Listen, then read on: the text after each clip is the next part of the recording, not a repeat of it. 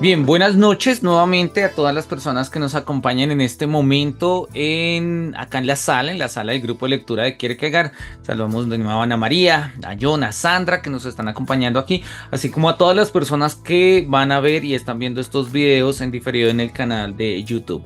Después de la pausa de mitad de semestre, de mitad de año, mejor dicho, arrancamos en este nuevo semestre continuando con la lectura de O lo uno o lo otro, que es un texto que nos ha ocupado durante gran parte del año, ¿sí?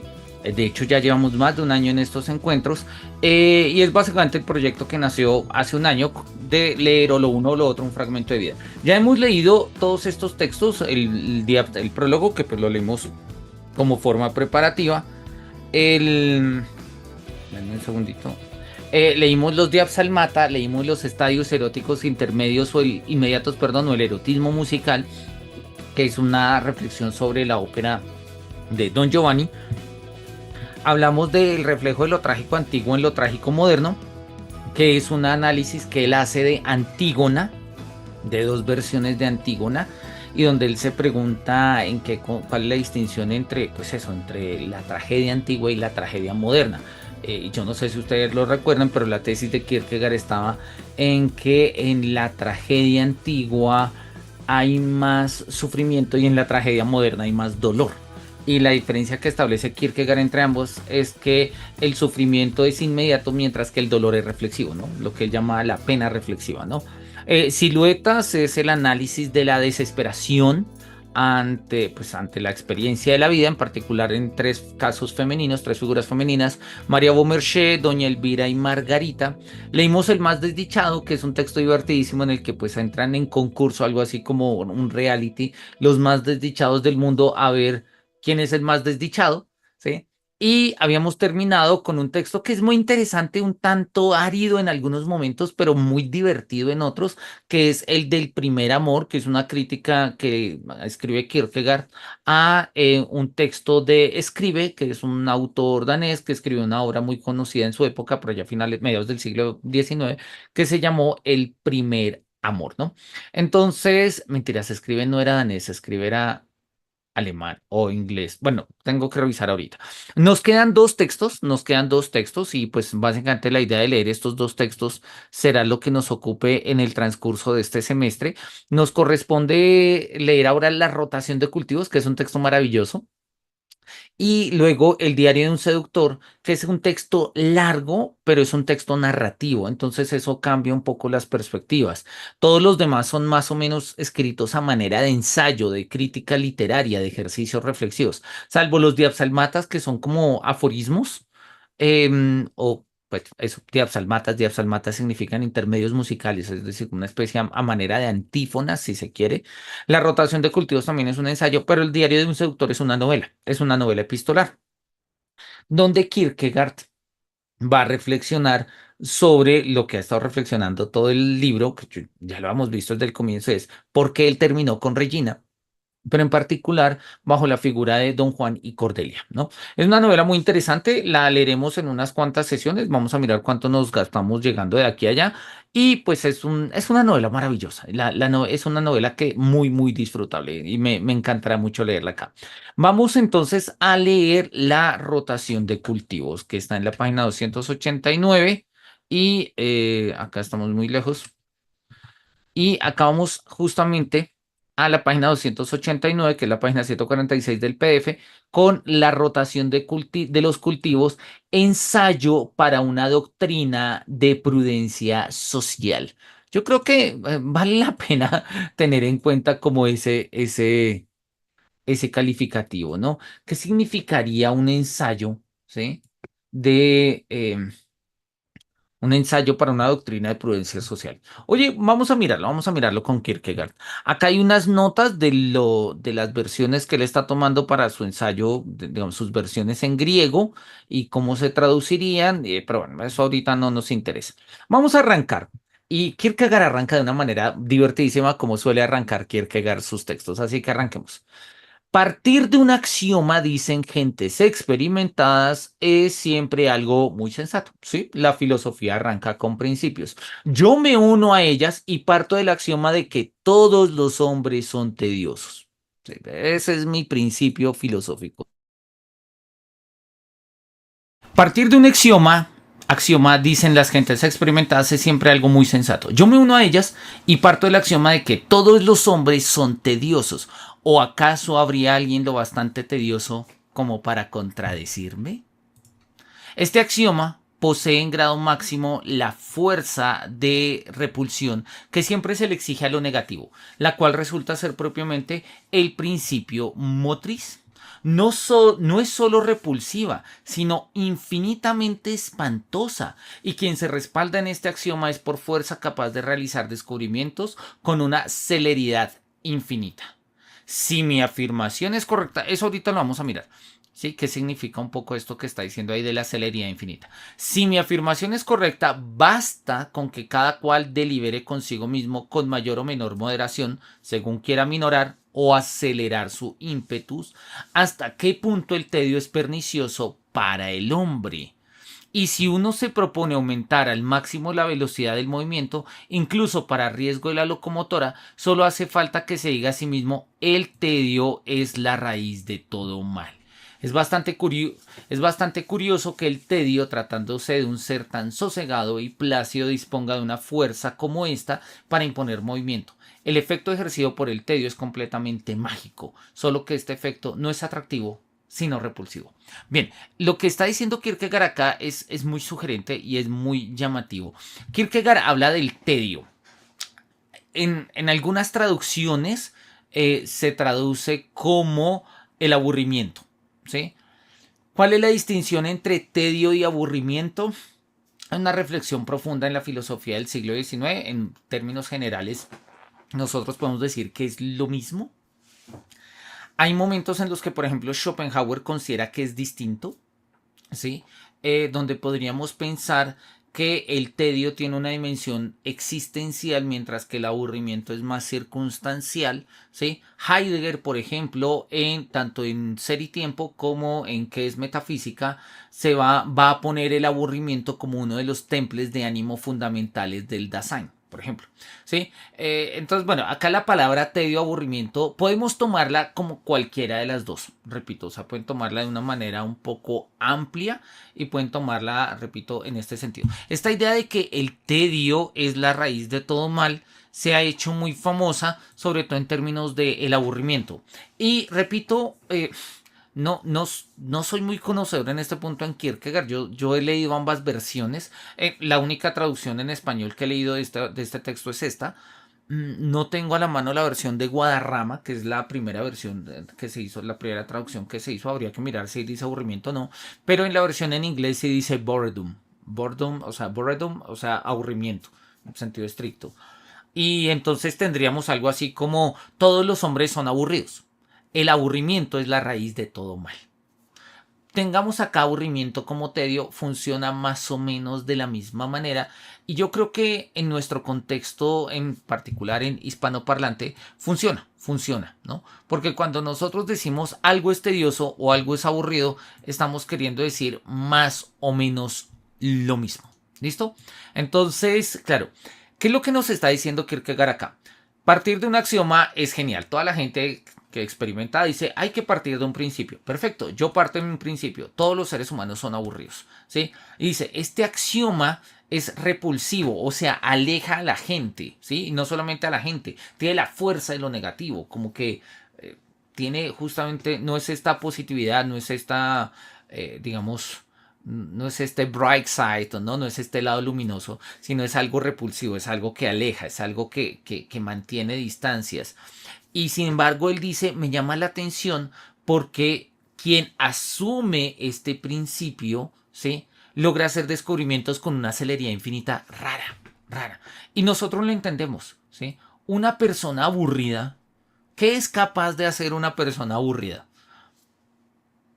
De todo, de todo y en corto tiempo, ¿sí? Existencialmente el aburrimiento nos mueve un montón, ¿sí? Hay personas que por estar aburridos con la vida o con el trabajo, con las cosas, se van a otro país, se consiguen una pareja, se mudan de casa y uno les dice, oye, ¿y qué pasó? ¿Por qué te mudaste? No, está aburrido de la otra casa. Me dice, oye, pero lo que ello implica la mudanza, otro espacio de vida, simple y llanamente por el aburrimiento. El aburrimiento es una fuerza, y lo está diciendo Kierkegaard ahí, que tiene una celeridad infinita, ¿sí? Y entre más aceptemos esta premisa de que los seres humanos somos seres aburridos o tediosos, más veloces, o sea, digamos, nos acercamos con mayor celeridad o con una celeridad infinita a estos descubrimientos, a estos cambios. Por eso él va a hablar de la fuerza del ímpetus, ¿no?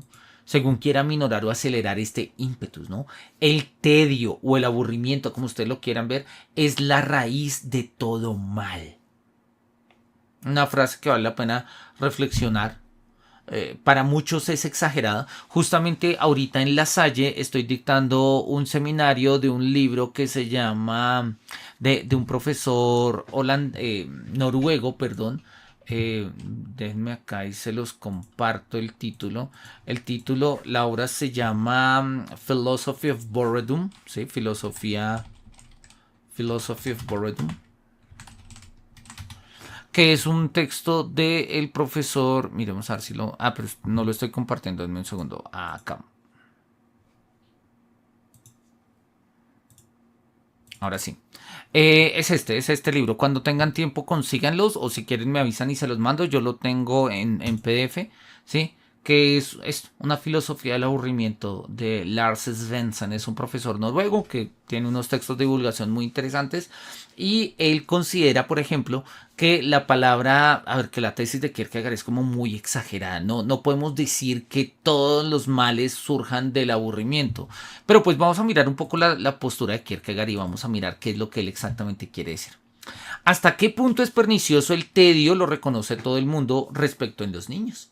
Mientras los niños se entretienen, son obedientes, y esto podemos afirmarlo en el sentido más estricto, pues en cuanto por un momento se desenfrenan jugando, ellos se ve propiamente a que han empezado a aburrirse. El tedio se aproxima a toda marcha, aunque en un sentido distinto. Por eso, a la hora de escoger una niñera, nos fijamos esencialmente no solo en que sea sobria, fiel y de buena pasta, o sea, como de buen talante, sino que atendamos además a la consideración estética de si sabe cómo entretener a los niños, y no dudaríamos lo más mínimo en despachar a una niñera si resultara no poseer dicha cualidad, por más que gozara de todas las exquisitas virtudes restantes. Aquí se aprecia con claridad el principio, pero el mundo es tan curioso y la costumbre y el tedio predominan a tal extremo que el caso de la niñera es el único en el que se hace honor a la estética. Si uno solicitara el divorcio porque su mujer es tediosa o aburrida, o exigiera el destronamiento de un rey por resultar tedioso su aspecto, o el destierro de un párroco por resultar tedioso escucharlo, o el cese de un ministro, o el castigo de por vida de un periodista por ser rabiosamente tediosos, no tendría éxito. Y el ejemplo es bueno, ¿no? Kierkegaard dice, mira, nos enfrentamos al aburrimiento. Sí, si una niñera no es capaz de entretener a los niños y los niños se aburren y o sea, llegan al tedio, le decimos, mira, qué pena, es importante que los niños se diviertan y demás y se entretengan y bla, bla, bla. Por favor, márchate. Pero él dice, el aburrimiento o el tedio se presenta en tantos escenarios de la vida, ¿sí? Que si yo quisiera decir, mira, me voy a divorciar porque mi mujer es muy aburrida, o, bueno, quizás hoy en día podría darse un poco más. Usualmente no se divorcia, terminan habiendo cachos de por medio y eso implica en otras cosas, ¿no? Pero si uno se dijera como, oiga, cambien a este ministro porque es muy aburrido, ¿sí? Cambien a este párroco porque es un tedio, pues es como de malas. Entonces a Kierkegaard le llama la atención esto que sí funciona digamos, en el caso de la niñera, que se toma en serio la estética y en el resto de casos no. No es de extrañar pues que el mundo vaya hacia atrás, que el mal se expanda cada vez más, dado que el tedio aumenta. Y el tedio es la raíz de todo mal.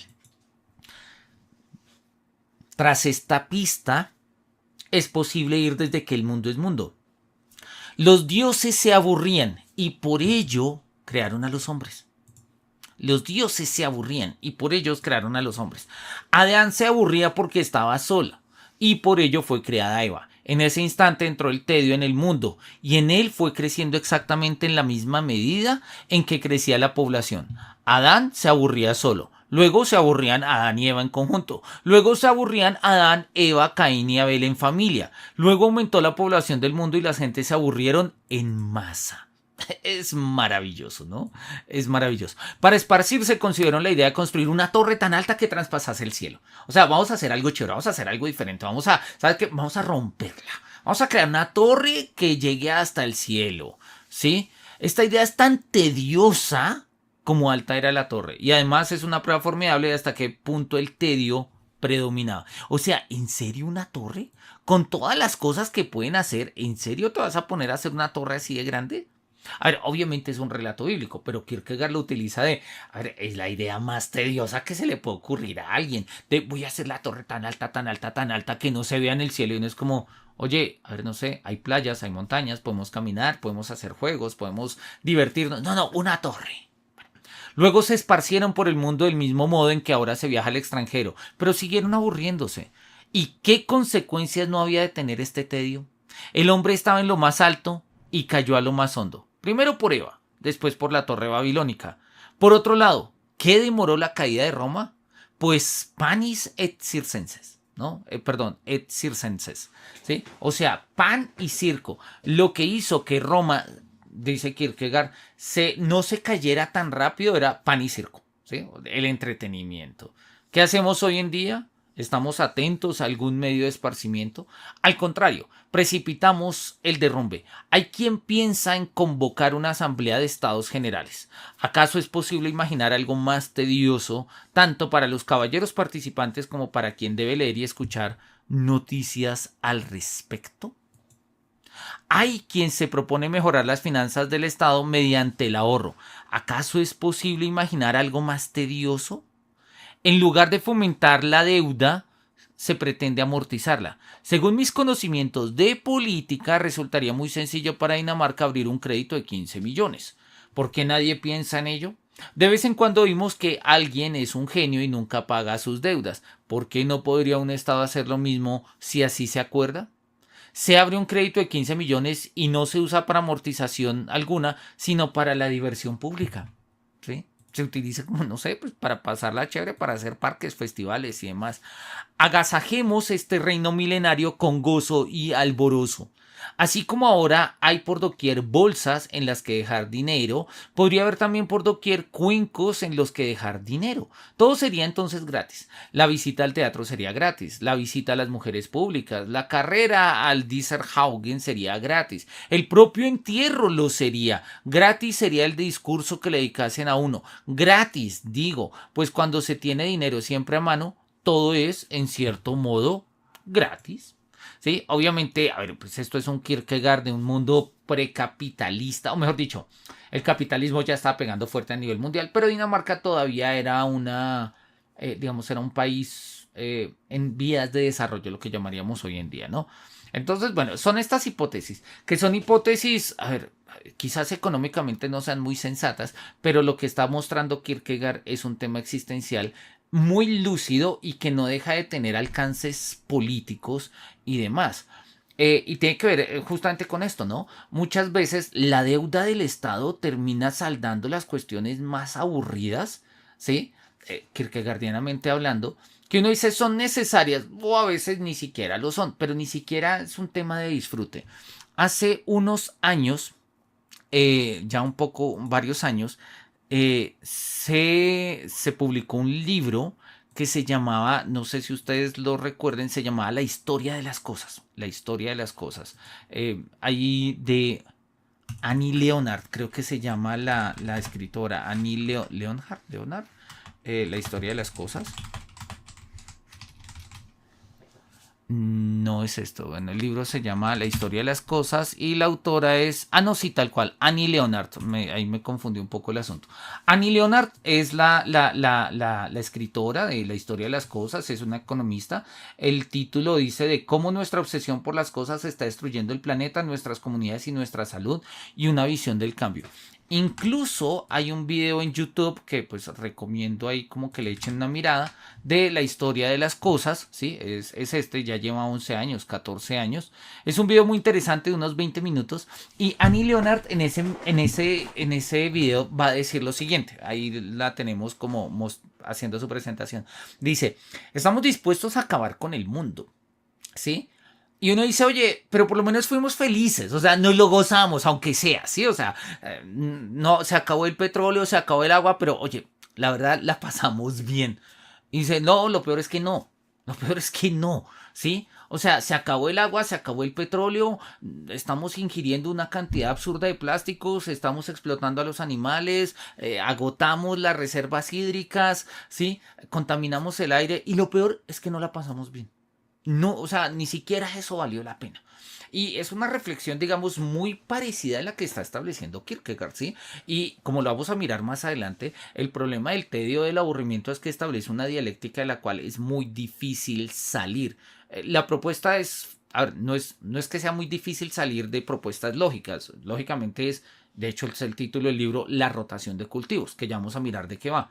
Que pues tiene que ver justamente con la rotación de cultivos. La idea es que si se siembra lo mismo en la tierra todo el tiempo, la tierra se vuelve árida y ya luego no sirve para nada. Pasa lo mismo existencialmente con el ánimo, ¿sí? Entonces, digamos, la erosión o la esterilización de la tierra tendría que ver algo con este sentido un poco de, pues, del aburrimiento del tedio. Y repito, la idea de Annie Leonard tiene que ver un poco con eso desde una perspectiva más ecológica y es cómo nosotros no disfrutamos justamente del mundo. O sea, se está destruyendo, pero ni siquiera en la destrucción del mundo, ni siquiera en el apocalipsis, ¿sí? Nos podemos divertir, ¿sí?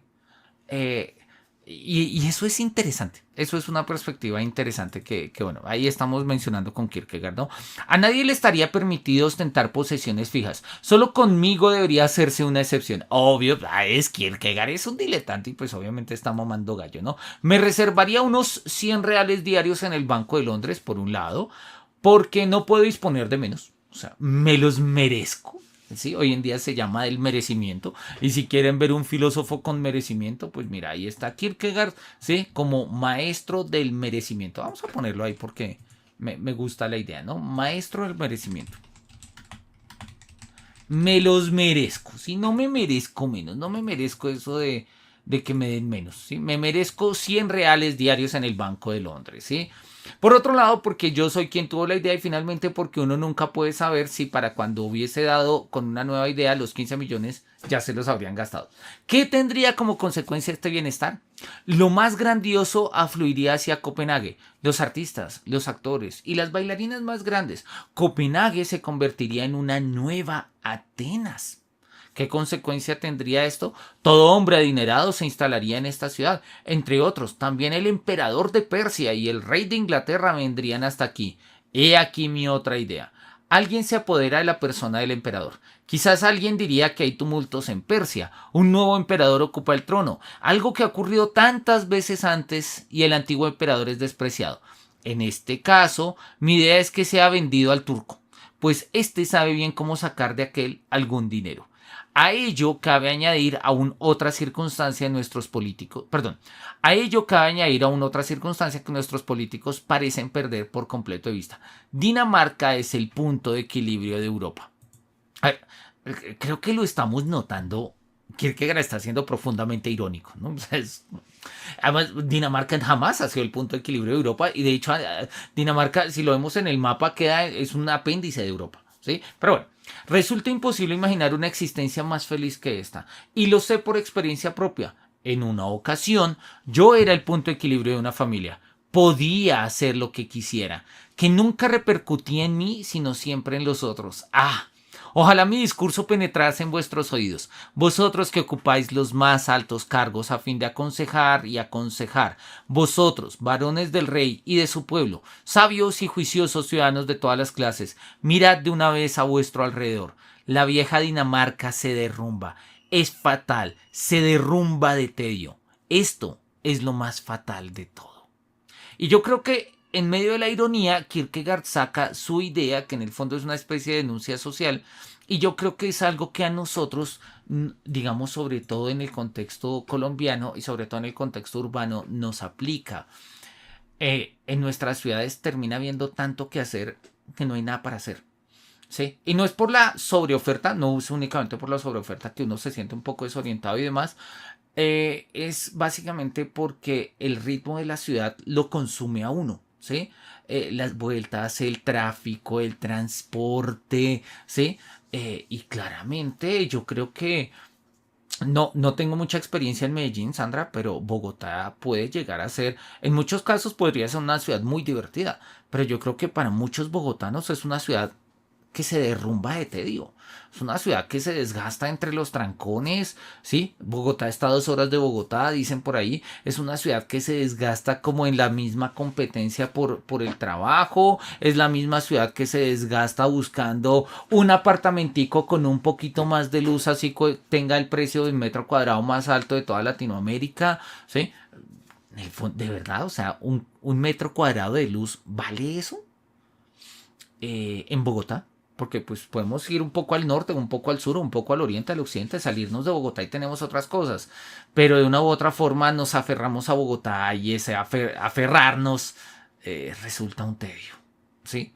La vieja Dinamarca se derrumba, pero se derrumba de tedio. No son crisis morales, no son crisis de valores, no es que la juventud está metiendo droga, no, no, estamos profundamente aburridos. Tan aburridos que somos capaces de hacer cualquier cosa y a toda velocidad, ¿sí? Y aún así se derrumba. En la edad antigua se convertía en rey quien más bellamente cantaba a los difuntos. En nuestra época debería ser rey quien contase las mejores gracias y príncipe heredero quien diese pie a contar las mejores gracias. Gracias son chistes, ¿no? Mas, ¿hacia dónde me arrastras, hermosa y emotiva exaltación? ¿He de abrir mi boca para apelar a la época actual, para iniciarla en mi sabiduría? Ni hablar, pues en rigor mi sabiduría no se aplica zum Gebrauch für jemandem, o sea, al uso de cada cual, y callar la boca con las reglas de la prudencia es siempre lo más prudente. O sea que no deseo tener discípulos. ¿Acaso si uno se acercase a mi lecho de muerte, quizás seguro al fin de que todo acabara en un ataque de delirio filantrópico, le susurraría mi doctrina al oído, sin estar seguro de si le habría hecho un favor o no? Se habla mucho de que el hombre es un animal sociable, cuando en el fondo es una bestia de presa, algo de lo cual uno no solo se convence observando su dentadura, ¿no? Vamos a dejar subrayado esto en no quiero tener discípulos, pues porque es algo que pues resulta interesante. Y me llama la atención esta idea, ¿no? Se dice que el hombre es un animal sociable, pero en el fondo no somos más que bestias de presa. O sea, bestias de presa significa, somos las bestias cazadas, ¿no? Como lo eran, no sé, los venados, ¿cómo es que se llaman estos? Eh, Se me olvidaron, que son famosos en todo el Mediterráneo y en Italia, se me olvidó. Bueno, es una especie de cerdos y de porcinos salvajes, no me acuerdo. Sí, eso, o sea, somos las presas, somos las bestias, pero las bestias de presa, las bestias que somos cazadas. Y lo que nos acecha es el aburrimiento, ¿sí? Se dice que somos seres sociables, pero quizás lo somos por puro aburrimiento. Por puro aburrimiento. Un jabalí, tal cual, gracias Sandra, eso, un jabalí, ¿sí? Por eso toda esta cháchara sobre sociabilidad y sociedad es en parte una hipocresía atávica y en parte una taimada perfidia. ¿Somos sociables? Pff, obvio no. ¿Quién dijo que somos sociables? Lo que pasa es que estamos profundamente aburridos. Tan aburridos que... Pues nada, a ver qué hay que hacer. No, que yo quiero hacer un edificio. Bueno, listo, tal, le vendo el terreno y ya. ¿Y por qué vendió eso? Ay, pues porque sí, ¿no? O sea, ¿por qué no? Claro, la idea es muy interesante porque Kierkegaard, digamos, de una manera muy estética, irónica, mordaz, sarcástica, está haciendo casi que una filosofía de la historia, o sea, está contando la historia de la humanidad bajo el lente del aburrimiento y del tedio. Y oye, uno se da cuenta que que no está tan desfasado, ¿sí? Que no está tan desfasado, ¿sí? Que muchas veces nosotros pasamos por alto el hecho de que nos aburrimos y de que nos aburrimos mortalmente. Y en nombre de ese aburrimiento somos capaces de hacer cualquier cantidad de cosas. Todos los hombres son tediosos. La palabra misma ofrece la posibilidad de una clasificación. La palabra tedioso puede significar tanto un hombre que aburre a otro como uno que se aburre a sí mismo. ¿Sí? Es plenamente posible. Hay gente que aburre a otros, hay otros que se aburren a sí mismos y hay otros que después de aburrir a otros se aburren a sí mismos, ¿no? Quienes aburren a otros son la plebe, el vulgo, la infinita chusma humana en general. Quienes se aburren a sí mismos son los escogidos, la nobleza, va a decir Kierkegaard, ¿no? Lo más extraño es que quienes no se aburren, aburren por lo general a los otros, mientras que por el contrario, quienes se aburren, distraen a otros. Y ahí es donde yo les digo que hay una especie de dialéctica curiosa en el aburrimiento, ¿sí? Que tiene que ver justamente con esto, ¿no? El que no se aburre, aburre, y el que aburre, ¿sí? No necesariamente se aburre a sí mismo, ¿sí? Entonces, tenemos como una dialéctica acá en el contexto de la sociabilidad que es de lo más extraño. Y él dice, ¿sí? Quienes no se aburren son por lo general los que de un u otro modo están muy atareados. Pero estos son precisamente los más tediosos de todos, los más insoportables. Y oye, yo creo que esto sigue vigente y sobre todo sigue vigente hoy en pleno siglo XXI. Sí, en pleno siglo XXI. ¿Sí? Hay un texto, permítanme ver si lo tengo acá a la mano, de Günther Anders, que se llama la obsolescencia humana. Obsolescencia humana. Acá está, obsolescencia humana. ¿Sí? Eh, a ver si lo encuentra. Sí, acá esto es un texto de Günther Anders en su número 13, es un libro. Günther Anders fue el primer esposo de Hannah Arendt, también fue discípulo de Heidegger, también era judío y bueno, vive en el contexto de la Segunda Guerra Mundial. Bueno, en fin, ya conocemos un poco la historia. Cuando tengan tiempo, échenle una mirada. Günther Anders es un autor maravilloso. Y él tiene un texto que a mí me gusta mucho, que es este, y él habla de esto, ¿no? Él dice, el hombre en el solario que tuesta su espalda mientras sus ojos nadan por una revista ilustrada, sus oídos están atentos a una competición deportiva y sus mandíbulas mascan un chicle. Esta figura del jugador pasivo simultáneo, del hiperactivo que no hace nada, es un fenómeno cotidiano internacional. El hecho de que esa figura resulte habitual y se acepte como normal no la hace menos interesante. Al contrario, exige una explicación completa. Si se le preguntara a este hombre del solario en qué consiste su ocupación propia, en qué se entretiene propiamente su alma, por supuesto no podría responder. El tipo está tan ocupado que no tiene ni idea de qué está haciendo. Y no porque la pregunta por algo propio se base en un falso presupuesto, a saber, en que él sea el sujeto de ocupación y el de entretenimiento. Bla, en fin, él sigue. Pero a mí me gusta mucho esta idea de el hiperactivo que no hace nada. ¿Sí? Me encanta. Además porque creo que responde muy bien a nuestra situación contemporánea. Muchos de nosotros somos, e incluso hemos sido, y vemos y nos topamos todo el tiempo con eso, hiperactivos que no hacen nada. Gente que está totalmente entregada al trabajo y uno va a mirar al final qué hizo. Y no se hizo nada. A ver, sí, se mandó un correo, se hizo un informe, qué sé yo. Pero eso no es nada, o sea, y mucho menos, o sea, y más si nos ponemos a mirar en términos existenciales. Eso que se hace carece de vida, carece de sentido, carece de valor, carece de una finalidad profunda, ¿sí? Algo que encarne un ideal de lo que nosotros como seres racionales podemos hacer. No, no, somos hiperactivos que no hacemos nada, ¿sí? Y es lo que él dice, quienes no se aburren son por lo general los que están muy atareados, pero esos precisamente son los más tediosos de todos. Y yo creo que no hay nada más tedioso que encontrarse con una persona que cuando uno habla con ella solamente puede hablar y quejarse de lo ocupado que está. No, es que tengo reunión y luego trabajo y luego el gimnasio y luego los niños y luego el perro y luego tal y luego tal y luego tal y luego tal. Y no, bueno, y después de todo eso, ¿qué has hecho? No, nada. Nada. Al parecer, vamos a ponerle acá como el confrontar. ¿Listo? Vamos a ponerle acá confrontar el hiperactivo que no hace nada. De Günther Anders. Y vamos a ponerlo un poquito acá para que nos quepa. Al parecer, esta clase animal no es fruto de la concupiscencia del varón y el placer de la mujer. Al igual que las clases animales más bajas, esta destaca por un alto grado de fertilidad y procrea hasta lo increíble. Inconcebible resulta también que la naturaleza necesite 9 meses para producir seres como estos, los cuales más bien podrían ser producidos por veintenas. La otra clase de hombre, los distinguidos, son los que se aburren. Como ya ha sido mencionado más arriba, por lo general divierten a otros en ocasiones y digamos que en apariencia al populacho, en un sentido más profundo a los iniciados. Cuanto más a fondo se aburren, más potente resulta el medio de esparcimiento que ofrecen a los otros.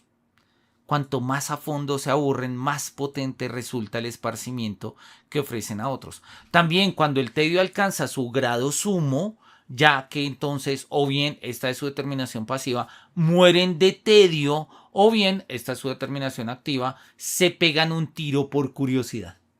O sea, que tampoco es que sea como... O mueren de tedio o te pegas un tiro de curiosidad. Te lo puedes tomar de manera literal o te lo puedes tomar de manera metafórica. Y es que morir de tedio, ¿sí? Está a un paso de morir por curiosidad. O sea, los excesos que puede llevar a cabo por tedio son los excesos que puede llevar a cabo por curiosidad. ¿Y por qué? La curiosidad no es que esté mal. Bueno, en contextos cristianos, por ejemplo, San Agustín considera que la curiositas, ¿sí? La forma de la curiosidad en latín, era pecaminosa, ¿sí? Era pecaminosa porque para una persona que está orientado a Dios, el placer que le dan los sentidos, la curiosidad que motivan los sentidos, lo único que hace es distraerlo de Dios. Entonces, para San Agustín, cultivar la curiosidad, como lo enseñaban los filósofos griegos de la antigüedad, y el espíritu científico de la modernidad, pues sería una forma de alejarse rápidamente del camino divino. Para el mundo antiguo, sobre todo, ustedes recuerdan que para Aristóteles es el asombro, la curiosidad, lo que da inicio a la filosofía, y el mundo moderno, la ciencia moderna no puede existir sin curiosidad, ¿sí? En principio sí, estamos de acuerdo. Sin embargo, la curiosidad, nosotros en Colombia tenemos el dicho de la curiosidad mató al gato. Y la curiosidad tiene justamente un poco esto, ¿no? O sea, aquellas cosas que uno hace por curioso, muchas veces las hace porque está muerto de tedio. Y pese a que son dos extremos, terminan siendo como la misma unidad. Repito, cuando el tedio alcanza su grado sumo, ya que entonces o bien esta es su determinación pasiva, mueren de tedio, o bien esta es su determinación activa, se pegan un tiro por curiosidad. A ver qué pasa. Y pues por a ver qué pasa ya después de eso no sigues viviendo. Vamos a leer un poquito más porque quiero leerles un poema de un autor colombiano muy famoso que tiene todo que ver con esto, pero leamos un par de párrafos más. La ociosidad, suele decirse, es madre de todos los vicios, ¿no? O la pereza, decimos nosotros en español. A fin de impedirlos, se recomienda trabajar.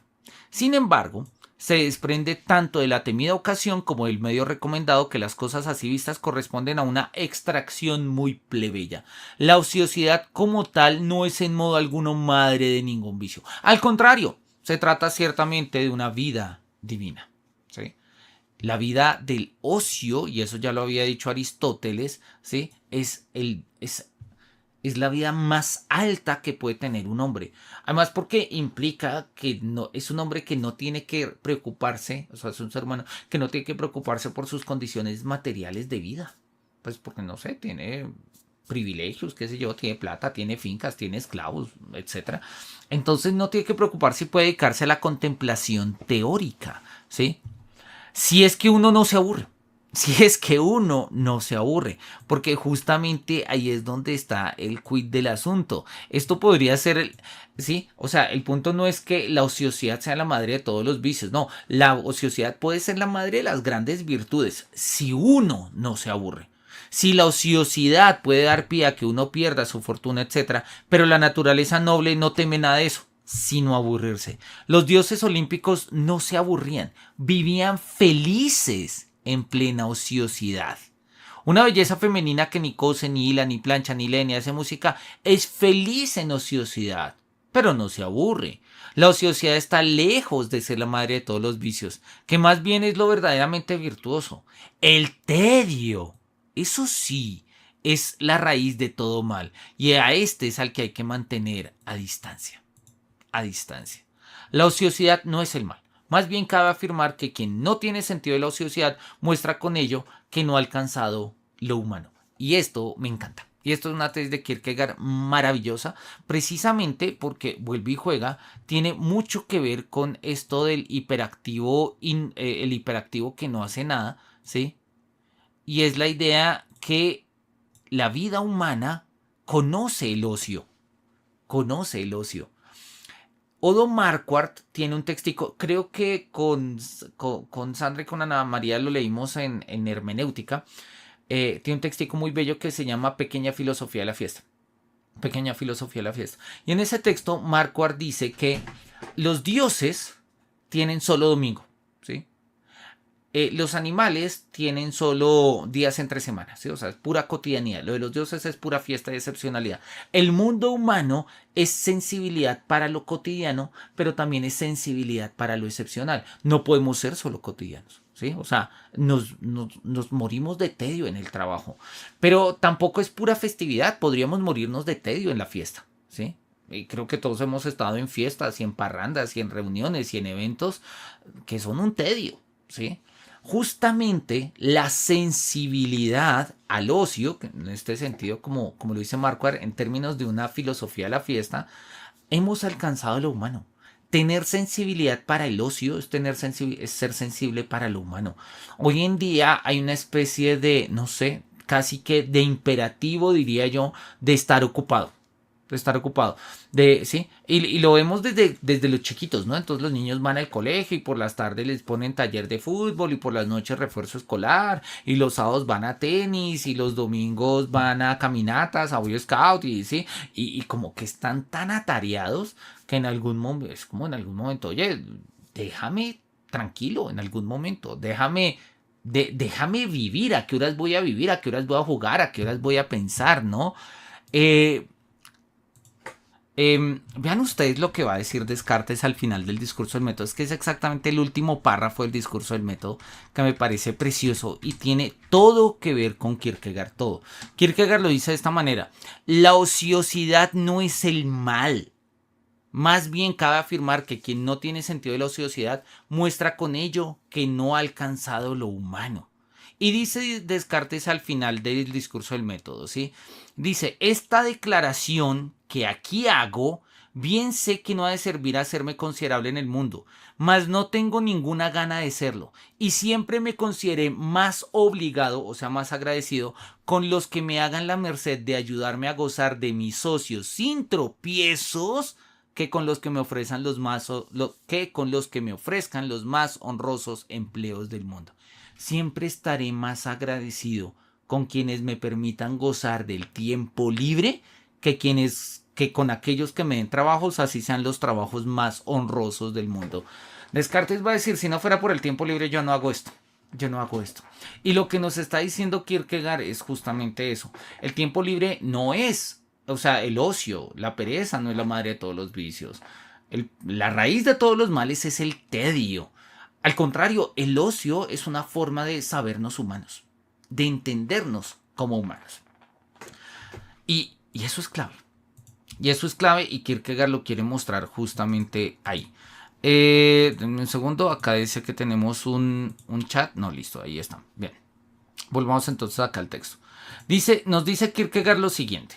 Hay una incansable actividad que excluye al hombre del mundo espiritual y lo instala en la clase animal, donde por instinto debe mantenerse siempre en movimiento. Hay hombres, mantenerse siempre en movimiento es justamente lo que nos está diciendo Günther Anders, ¿sí? Es exactamente esto, ¿sí? Estoy tan aburrido que tengo todo el tiempo que estar haciendo algo. Hay hombres que tienen un don extraordinario para convertirlo todo en un negocio, cuya vida entera es un negocio, en el que enamorarse y casarse una payasada, y la admiración de una obra de arte se miden por el mismo celo comercial con el que trabajan en el despacho. El proverbio latín Otium es pulvinar diaboli, no tengo ni idea cómo suena eso. El ocio es la almohada del diablo. Es del todo cierto, pero el diablo no dispone de tiempo, vuelve a salirnos la frase de Sandra, el diablo no dispone de tiempo para apoyar su cabeza en esa almohada cuando uno no se aburre. Ahora, como la gente cree que el sino del hombre es trabajar, que el destino del hombre es trabajar, la oposición es correcta. Ociosidad, trabajo. Yo doy por sentado que el sino del hombre es entretenerse y mi oposición no es por ello menos correcta. Y me encanta cómo lo está pensando Kierkegaard, ¿sí? Él dice, a ver, nos hemos puesto, estamos convencidísimos de que el destino del hombre es trabajar. Porque hasta nuestros mitos lo dicen, ¿no? Sí, según el mito, a ver, son mitos en todas partes, ¿no? En los trabajos y los días de Siodo, ¿no? En los trabajos y los días ya ha pasado la era de los dioses, la era de los héroes, la era de los semidioses. Ahora estamos nosotros, los mortales. ¿Y a qué nos dedicamos los mortales? Al trabajo. Y Zeus ve bien eso. En la tradición bíblica es exactamente lo mismo, ¿no? Después de que son expulsados a Adán y Eva del paraíso, ¿sí? Ganarás el pan con el sudor de tu frente. ¿Sí? Hay que trabajar, hay que ganárselo. Entonces, de una u otra forma, se piensa, se asume que el destino del hombre es trabajar. Y dice Kierkegaard, pues, no, no, el destino del hombre es entretenernos. ¿Sí? Y de la misma manera que yo puedo suponer que el destino del hombre es el trabajo y la dialéctica sería ociosidad-trabajo, pues yo puedo decir que el destino del hombre es el entretenimiento. Y mi oposición no es por ello menos correcta. Y vean ustedes que acá Kierkegaard lo eleva a una dimensión antinómica. O sea, sería... Hay antinomia en el sentido muy kantiano, ¿no? Habría tantas razones para decir que la vida del hombre, o sea, el destino del hombre es trabajar, como razones para decir que el destino del hombre es el entretenimiento. Claro, quizás la palabra entretenimiento hoy en día a nosotros nos genera mucho ruido, ¿sí? Porque todavía, además, estamos metidos, como lo dice Byung-Chul Han, en una sociedad del cansancio, ¿sí? Donde incluso el entretenimiento se ve como una forma de explotación y tienes que monetizarlo y tiene que ser rentable y tienes que perfeccionarte y tienes que venderte y tienes que tener una imagen y tienes que bla bla bla, ¿sí? Se vuelve, hasta el entretenimiento se vuelve un mecanismo, un dispositivo de explotación que habría que pensarlo en otros términos. El mismo Byung-Chul Han tiene un texto muy bonito que se llama Buen Entretenimiento, donde Byung-Chul Han va a pensar, claro, muy en el sentido de Byung-Chul Han, que pues hay un buen entretenimiento y hay un mal entretenimiento y pues él no va a decir nada, pero pues sería mejor si nos dedicásemos al buen entretenimiento. Kierkegaard no llega a decir qué es lo que nos conviene, o sea, qué es un buen entretenimiento y qué es un mal entretenimiento, pero Kierkegaard nos pone eso digamos, nos lo pone un poco sobre la mesa, ¿sí? ¿En qué consiste el destino humano? ¿Sí? ¿En qué consiste el destino humano? ¿En trabajar? ¿Sí? Justamente, pero es este trabajo, como lo habíamos dicho hace un rato, es este el trabajo de los que están muy atareados, que por eso no se aburren, pero que por eso resultan ser los más tediosos. Yo creo que la invitación de Kierkegaard es a pensarnos de una u otra manera el ocio.